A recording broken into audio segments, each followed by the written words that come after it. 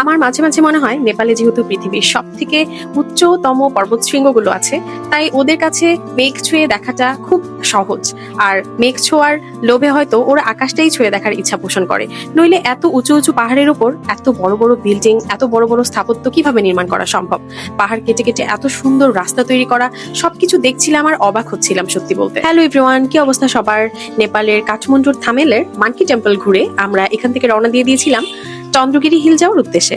এত উঁচু উঁচু পাহাড়, আঁকাবাঁকা রাস্তা, এছাড়া অন্যরকম পরিবেশ, একটা নতুন দেশ, সবকিছু মিলিয়ে এমনিতেই অনেক এক্সাইটেড ছিলাম। তবে চন্দ্রগিরিতে এসে অনেক বেশি এক্সাইটেড হয়ে গেছিলাম এই চন্দ্রগিরি হিলের ক্যাবেল কারে উঠে। এই তো এটা হলো চন্দ্রগিরির একদম মেইন গেট। এখান থেকে আরেকটু ওপরে হচ্ছে চন্দ্রগিরি হিলের মেইন পয়েন্ট, যেখান থেকে আবার আমরা আরো অনেক ওপরে যাব কেবল কার দিয়ে, যেটা এক কথায় অবিশ্বাস্য। নিজের চোখে না দেখলে আসলে এই ব্যাপারটা বোঝাই সম্ভব না। শুধু ক্যামেরায় কতটুকুই বা ক্যাপচার করা যায় বলুন? আমার কাছে আফসোস একটা ড্রোন ক্যামেরা নেই, থাকলে আমি আপনাদের দেখাতে পারতাম ওদের রাস্তা তৈরি এবং ওদের নির্মাণগুলো ঠিক কতটা অসম্ভব সুন্দর এবং কতটা ভাববার বিষয়। নিশ্চয়ই দেখে বুঝতে পারছেন ওই নিচের ছোট ছোট ঘরবাড়িগুলো, ওগুলো হচ্ছে একদম কি বলে ওদের থামেল শহরটা। ওখান থেকে আমরা অলরেডি কতটা ওপরে, এবার ভেবে দেখুন তো এখান থেকে আরো কত ওপরে আমরা যাব কেবল কার দিয়ে। আসলে কেবল কারের জার্নিটা দুর্বিষহ এবং দুর্দান্ত এবং ভয়ঙ্কর ভালো লাগার ছিল। আমি সেটা অবশ্যই আপনাদের সঙ্গে পরের ভিডিওতে শেয়ার করব, কারণ এত কিছু আসলে একটা ভিডিওতে শেয়ার করা সম্ভব না।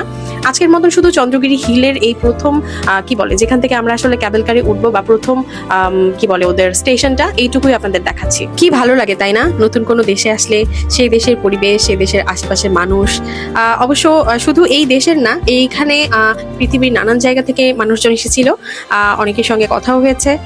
তো সবকিছু মিলে একটা অন্যরকম অনুভূতি। আমি আর নোহাই বেবি তাই ঘুরে ঘুরে আশপাশটা দেখছিলাম, আশেপাশের মানুষ, ওয়েদার, সবকিছুই এনজয় করছিলাম। এখান থেকে টিকিট কেটে আমাদের যেতে হবে উপরে কেবল কারে করে। তো আমরা এখন টিকিট কাটার উদ্দেশ্যে কাউন্টারে যাব। নেপালের কাঠমান্ডুতে বা থামেলে আসলে সবাই বেশ কিছু কমন জায়গায় মাস্ট ভিজিট করে, যেগুলোর মধ্যে অন্যতম হচ্ছে এই চন্দ্রগিরি হিলস। আমি মনে করি অন্য কোথাও না ঘুরলেও চন্দ্রগিরি হিলে মাস্ট আসা উচিত, কারণ চন্দ্রগিরিতে না আসলে আপনার এই অসম্ভব সুন্দর কেবল কার রাইডটা করতে পারবেন না। আর সারা নেপালে এটাই সব থেকে সুন্দর কেবল কার রাইড। সো নেপালে যারা আসবেন ঘুরতে, মাস্ট চন্দ্রগিরি হিলস ভিজিট করবেন। আজকের মতন এখানেই, সবাই অনেক ভালো থাকবেন, টাটা।